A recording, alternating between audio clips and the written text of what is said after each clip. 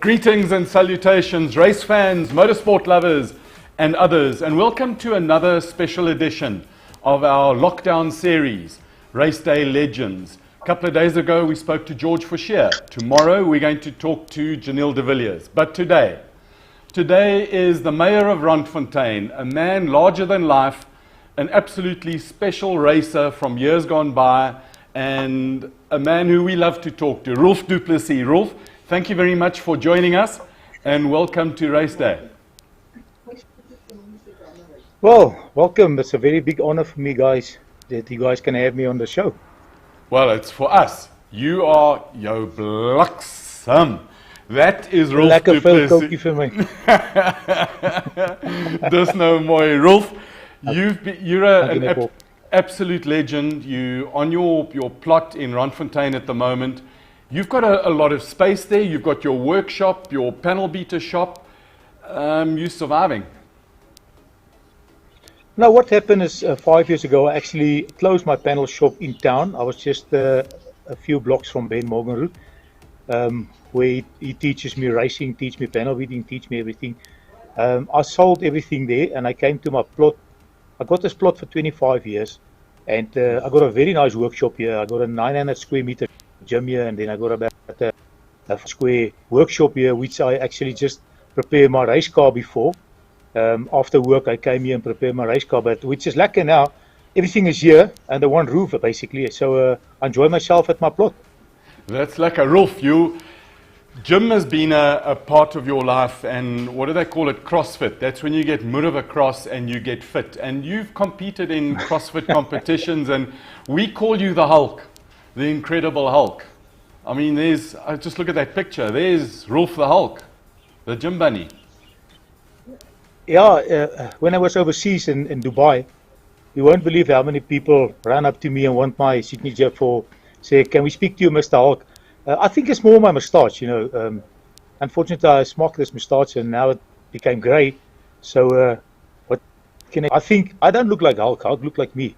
Yeah, you must ask your permission. But Roelf, you didn't always look like this. Back in the day, when there's a younger Roelf, and there were some many exciting times in racing, and you and I our paths crossed in one day where I was absolutely the murrin with you, and it took me many years to get over the way you you just kept your foot flat and you drove me off the road. And I want to show you these photographs. Go at Kyalami. You're in the Mazda, I'm in the Maxima, and you mur me stuckend. And we go to the next picture, and it's just, your foot is still flat on the accelerator. I smacked the tire. That Maxima of mine came off second best, and the crash just carries on and on and on. And the one good thing was that it managed to make the front page of the newspaper. And the biggest regret I have is not having a sponsor's sticker underneath the bonnet. But this crash was the culmination of a couple of things. A few races before this, jy het maar lekker kak aangejaag in die Group N. Talk us through what led up to this crash and why you just drove everybody off the road. You know, when I start Group N's from big help from Ben, every race there was some incident, and then every time I went to the clerk of the course, I was like, growing up, I'm not a crybaby, so I take it on the chin. So in Welkom, as you know, Grant's mother moved off a club, and then I was upset about it, and I wanted to just pack up and leave motor racing, which ended up in a big court case, and I was just tired of this bumping, and we saved up some money and buy ourselves a two-way radio. That was top of the notch for the Ranties boys. So I had a spy in the BP garage where Geniel and Glenn Hall's team was. So the instructions there was, I was qualified, I was second on the grid if I'm not mistaken. And the story there was, the car in front must hold me back, and they can't afford me to win. I went to Geniel myself, not to Geniel, to Glenn myself, and asked him, Glenn, what is the story with you guys? Every race you guys strip me to pieces.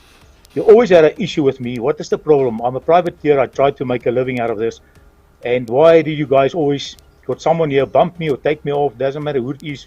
Or it was Taylor, it was Grant, it was somebody just take me out. So he said to me, Roelf, you guys had a big jaw. You came here with a big jaw. You have a big party here. After race, you have a big party. Win or lose, you guys have a party. I have to go back into a boardroom Monday and explain to a big board panel there how the hell that the oak from Randfontein with no experience, no mechanics, nobody to help him, just a drinking partner came and gave us hiding. So, sorry, I have to do it. So I was a bit upset about the stories, the rumors were running around, they're going to take me out. So I thought, you know what, I had enough of this. I'm gonna show you guys what is taken out. So what happened down the mine shaft, I was not sure now who was in front of me with the BP Nissan. I actually, in the mine shaft, I think it was Devin Juby. It was Juby, if I'm right, yeah. I actually took him out there, but because we had a bit of a lead, and I didn't expect for us to get to a standstill there. So I was just, my plan was to come out and just go ahead. So we got tangled there, and we actually got to a dead stop, and then when I looked to my right, I checked all these oaks come around the corner with one mood of a speed, drove into me, and there was one big argy-bargy there. And when I came out there, who was in front of me? You. Yeah. I thought, okay, I missed this oak. I must get this oak. Like I said to you all the years, and what Sarel said that time, he never said he took me out. That night he said, okay, Roelf, I'll admit I took you out. You was a bit of a problem for me. So when I came into that corner and you was in front of me, yes, I did put my foot flat out. I put the car back in first gear, and I was really push you right over that wall. I just had enough of this Maxima Nissans pushing me around there. But I'm sorry. Next time is the last time I'll do that.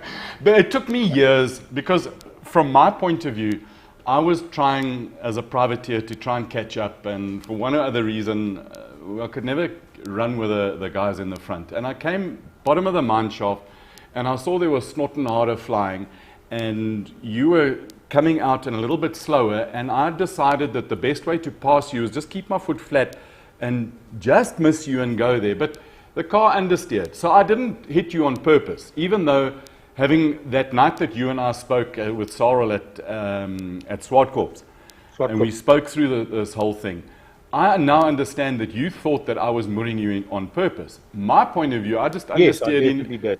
But it was just a little tap, and I got past you, so I was hell of excited. And the next thing, yes, it's all hell broke loose. But it was all hell broke loose. Like in so many parts of racing, there are two sides to every story, and then there's the other story that goes why it all came to happen. Now, that wasn't the only time. We've got another couple of pictures. I mean, Robbie Smith was another oak who liked to moor oaks, and I mean, there's going into Cape Town corner in the Mazda with Robbie behind you in the BM. There was drama in that group in racing, but it was a lot of fun, wasn't it? Look, yes, my best years in racing was in the group ends. When you race there, you race hard. You know, you can't make a mistake there. If you made a mistake there, you're back 3, 4, 5 positions. You know that. And that day I qualified pole in Cape Town, and then Robbie was giving me a hard time. But you know, the car was like I could drive the car and sit there, and now I got a little bit extra to use it if I wanted. You know, so the car was really sorted out perfectly by Ben's team, Morgan's team. So Robbie came behind me, and then I check him in the mirror. And at one stage he was next to me, and I look at him, and he look at me, and I look at him, and then I wave at him, and then he looked in front of me, and he came behind me again. And the next lap was the last lap. I thought, okay, well, I got this thing covered. I'll just hang in there and then just go for the win here. And as I went to the brake markers, just before I hit the first brake marker, he just drove into me. You can have photos there where his headlight actually fall down. And then when he hit me, I actually lost control. The car went sideways. I thought, okay, well, that's it. And then he came and hit me another time. And as he hit me the second time, he actually spun me right around that corner perfectly, and I won that race. But then after that race, when we came into the Park Ferme, I jumped out of the car. I actually forgot about my safety belt for 10 seconds. And I ran to Robbie, and then he starts running to the clerk of the course, and I chase him up to the clerk of the course. So eventually I caught him there, and then we had a big discussion there about the story there. So, yeah, me and Robbie also, we had some fun, yeah. And for me to come into the group ends, I had no motor racing experience or past or a family. I just worked for Ben Morgan Route for years. I was a spray painter there. And then one day I spoke to Tony Viana. I was helping Tony Viana with some cars. And then I started my own business. And I said to Tony, I would love to test one of these cars. Yeah. And then he had a discussion with Dion. And Dion said, no, let the slightly first go and try something else before you put him in a group N. So I was fortunate Ben actually invited me one day. I bought myself a Formula GTI from Jörg Ekman. I went out in Midwell racetrack and I tested it there. And I bought it there and then. Yeah. That day we took out all the petrol out of my combi and ran that GTI till midnight around the Midwell circuit. So then Ben came to me and said, Roelf, I want to test you in my car in Swartkops. I said, hey, that will be fun. Eh? So I got into that car in the old Swartkops. And as I went out there, it was early morning, it was in the winter. There was a lot of people from Sasol, and at that day there was also testing that Ford Mondeos. Yeah. Sarah was there and Ben and I think Wyndham was there as well. So they gave me a chance, and then there was a lineup for some oaks in the Mazda. But Ben asked, let's just give Roelf a spin in the scene. I went out to that car. I went past the pits. That was a right-hander, a left-hander, left-hander, left-hander, and then straight in the back there. As I come into that first corner, I hit the brakes. Now, remember, I was in that Formula GTI. So I came to that corner, flat out, waiting for the corner. That GTI, you can break it into the corner. As I came to the corner, I jump on the brakes. This thing doesn't want to stop. I went straight over that curb, right over the center of the track, to the other side, back to the other side. Yes, Ben nearly, he jumped into the road. Yes, he go mad there. I came to the pits. He nearly killed me. He said, what the hell are you trying to do? I said, this thing got no brakes. He said, you can't brake there. I said, but I normally brake there. He said, no, this is not a GTI. You got 1.5 tons here now. So I went out again, and then I realized, okay, this thing I got to brake a bit earlier. I got to get used to the corner speed. It's very slow if you try and match it with the Formula GTI. So I went out, I think, the third lap. I was right on the lap record with that car. And then Ben offered me to drive. And he said to Cecil, that's it. I want this oak in my car. Now was the that was your beginning in Group N. But Ben... In Group N. Ben Morgenrud has played a hell of a big part in your racing. He's almost your racing father. You worked for him, and as many other guys growing up had family and friends racing. Ben was your father who was your mentor and helped you in the beginning years of racing. Oh yes, up to date. Yeah, Ben. If I don't call Ben in 3 or 4 weeks, then he came to my house. He said, hey, what's going on? What's wrong? You're right. Everything fine. So he's still like my father, Ben. I started working for Ben, I was 17 years old. And he'd take me under his wings. There was never a passion for me to drive racing cars. I just wanted to work on cars, normal cars. And I did my print on the panel beating side. And then there was only one spray painter. We were about 20 panel beaters there. And then that painter was one day, the painter was not there. And then I checked the whole panel shop, came to a whole, and I think, yes, this oak is the main oak here. Let me go and be a painter. And I went to Ben. I said to him, Ben, I want to be a spray painter. He said, you know what, if you want to be a spray painter, you're in your 4th year now. In the old days, we had 5 years apprenticeship. You got to start all over again. I said, I want to do that. So when I started painted, I was there for about 3 months, and then the oak resigned and he went away. So I was right in to paint cars, and at that stage, this new Spieshecker system just came into the country. So that was a big story for me to learn this, and nobody was there to teach me actually. Ben is not a painter himself or a panel beater. He was a main manager. So yes, I did my whole life there, and then I built a hot rod there while I was working for Ben, a Mazda, a road car. I actually built a car. He left me. Then I built it. One big balls up with the thing. And then eventually he helped me, and then we sorted the car out. And then I bought a GX Datsun and put a rotary in there, and then Ben helped me. I actually stripped the engine about 500 times and put it together, and every time he just came back and said, you forget about this little spring here, that little spring there, this corner seal, and I stripped the engine again. So yeah, Ben is all my life. He's like a father to me. And you guys race from Group N. You ended up in the modified cars. with the big V8s, and you guys still race today, and it's so nice to see. I mean, Ben is another legend, and hopefully we'll talk to him in the same series in the weeks to come. The V8s, you're more famous, I think, in the V8s than for some of the escapades in the Group Ns, and you had a couple of lacquer cars and a couple of not so nice cars. This car behind us, this Corvette. That's your favorite car, isn't it? Your favorite V8. Yes, you know why I like that car so much? That car, you have to manhandle that car. You can't sit in that car. I tested a lot of V8 for people, helped them sort them out. And you get some of these cars, I'll say that's a gentleman's race car. Then you get that Corvette. That Corvette, if you don't step onto it and stay onto it for 10, 15 laps, excuse me, depends on how many laps, you just fall off the track. If you don't fight it, you fall off the track. You've got to fight that thing right through. Der Start. 0 auf 100 in 2 Sekunden. There's some interesting stuff going on now. Los geht's. We got you back there, Rolf. Yeah, well, No. what happened? I don't know what happened.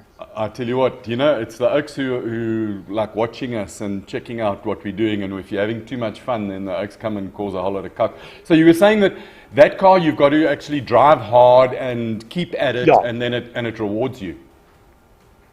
Yeah, that car, if you have to manhandle that car the whole time. Otherwise, that car don't do times and you're not on the pace. And that's my kind of car, I like to fight the car. I like to get that smell of the tires, oil in that car. That was my kind of car. I love it, to fight that car.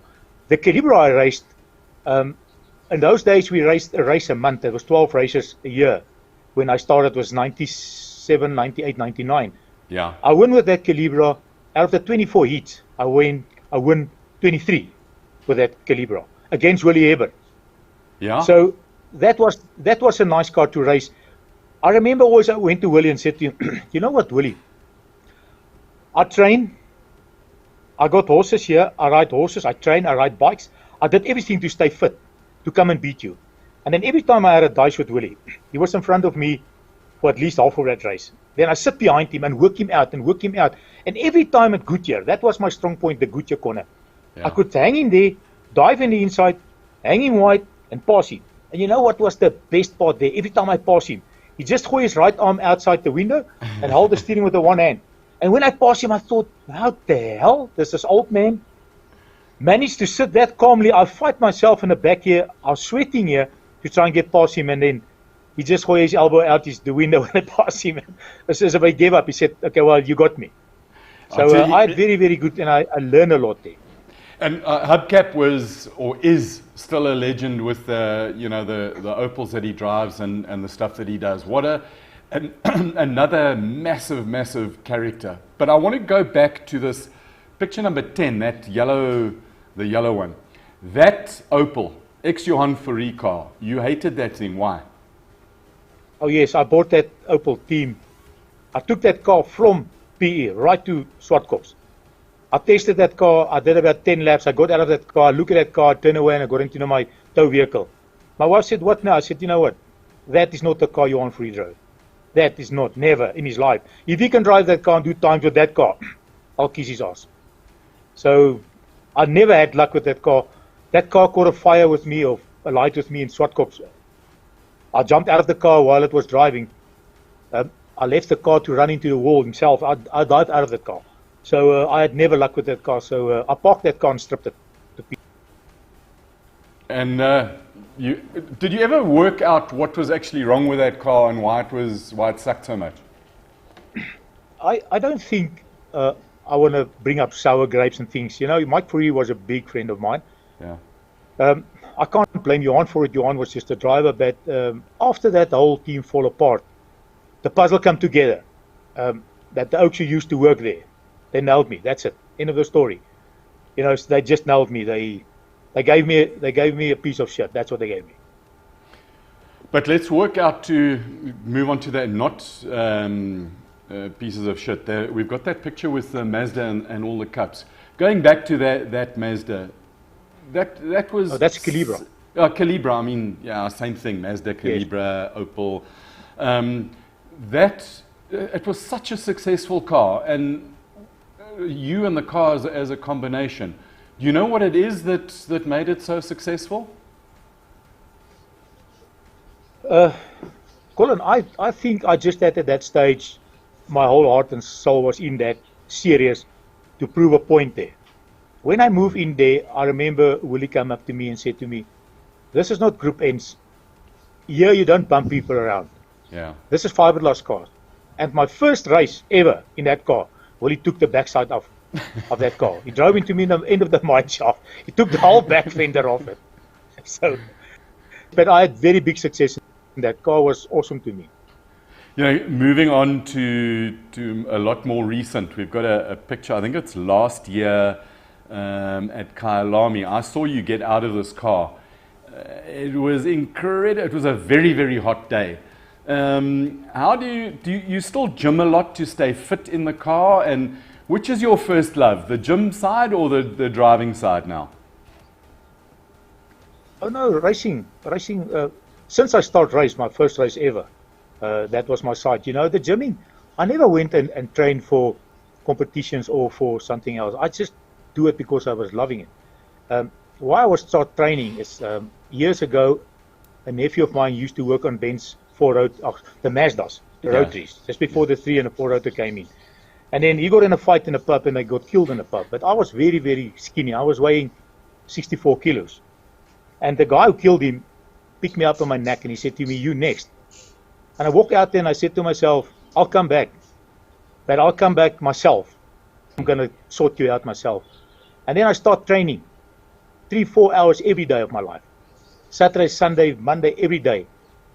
For about 5 years. And I went back and I took revenge. And then the training was just then part of me. I just keep on training. You know, this year I'm 60 years old. And I'm still training, you know. I'm doing competitions with my daughter in the gym here. She's big time into the CrossFit now. She's doing very, very well there. I can't keep up with her. So, yes, I'm trying to just stay fit. To race at Kyalami, it helps you a lot. It really helps. A lot of people, like Sarel said, the one day I said to Sarel, how come you don't train? What's your story? He said, "Why must I train?" I say, they didn't change the track overnight. The track is still the same. So that's my approach now. Sarel said that to me in an interview as well. "Why aren't you practicing now? The track's still the same." You and Sarel are big mates now. Yeah. Very, very big mates. After that incident, before that incident we were big mates, but not as big. But after that incident at Kyalami, we became big mates. And Roelf, what's going forward? What do you know, once we get out of this, to the other side of whatever's happening now, are you going to carry on in the mobile V8? Oh, you know, that's my love there. You know what's lucky for me now there? When I started there was a Ben, there was a Willie, there was Oaks there to challenge. Yeah. And eventually I beat them. And now I want the ladies to beat me. Unfortunately, I sold everything. I decided, you know, to pack up. I had enough. And then 2 years after that, Isa called me up and said, "Roelf, you want to drive your old Corvette again?" Which was for me something very special. Yeah. I'd love to drive again. Corey Volskank owned the car now. Yeah. And I'm busy working on maybe a sponsorship somewhere to get someone to sponsor me to drive that car the rest of the season. The plan was actually to drive it again this year, but you know, things doesn't work out this year so far for nobody. So let's see after this story what's happening and then see if I can find a sponsor. But I love to go out there for the lighties to beat me. If they can beat me, they have to wake up very early. Which are the lighties in mobile V8s at the moment? Which are the ones to watch for? Mackie Adlam has got to be one of them, eh? Well, I tell you what, Mackie is a I was very surprised to see that last race at Swartkops where Mackie had a lot of incidents last year. He's not that kind of driver. He's like a Frankie de Mathieu. Frankie, if you came into a corner with him, you'd rather wait for the next corner for you and try and go in there. Me and the other hand, if there's a chance, I'll take it there and then. I don't take a second chance. I'll take it. So Mackie is his car is very well prepared. Yeah. And that counts in his favor. He's also become a very good driver. And the lighties I'd like to challenge is JP, Thomas Reed. I like to give that lighties hiding. You know, that's just lighties who have to come up. They have to first beat the old toppies to say they can drive a V8 supercar. Mackie himself, you know, for him to beat me, I shake his hand. But you know, when I'm in a V8, you got to look in both your mirrors. You've got to, as you say, you've got to wake up early in the morning to have a go and try and beat you, Roelf. In a proper Westbank, with this mobile cars, they're just awesome to drive. I can't explain it to you. The closest you can explain it to someone is like a roller coaster. If you go into a roller coaster, that's a V8 supercar. This thing, you just have to think for it, and you get so much fun out of this cars. If you take any other car, I got a street Lumina I used to use for a pace car. If I take that thing out of Swartkop, it feels like there's something wrong with this thing. It doesn't want to go. It just doesn't want to go. And you get in that V8 supercars, you do that speed so easy. The time is so easy to do it with it. But that's very awesome cars to drive. They're real monster cars. Roelf, so now over the next few weeks on the plot, you having some nice cokes, you panel beating. You sent me some pictures of the bucky that you've done now. I mean, that's brilliant, brilliant work. Do you still enjoy working on the cars and the panel beating? You know, I don't do panel beating as such anymore for the public. I went out and buy something damaged, fix it for myself. I got an Aston Martin inside here, V12 in Quest, which I'm busy fixing as well. I got a Capri Piranha here, I got an Anglia here. But you know, I got no stuff anymore. I did it myself.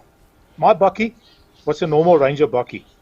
And just when this thing started to happen, I heard stories is going to be a lockdown. So I went and bought all the bits and pieces I got to need.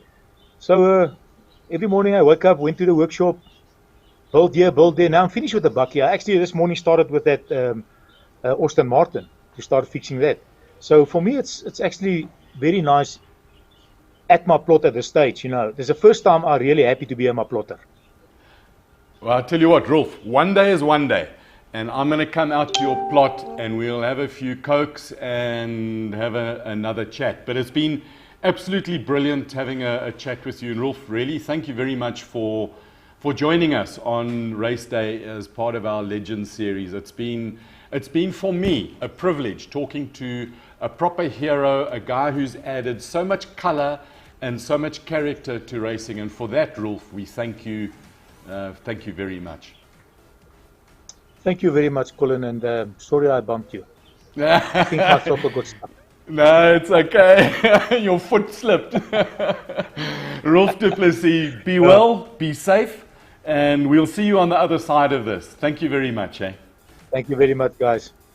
What a pleasure talking to a true legend, a man with who's added a lot of color, a lot of life, a lot of incidents and stories to the folklore and the legend that is racing in South Africa. This was number 2 in our series of South African legends. Tomorrow we talk to Janelle de Villiers, another true legend. Join us again on raceday.tv.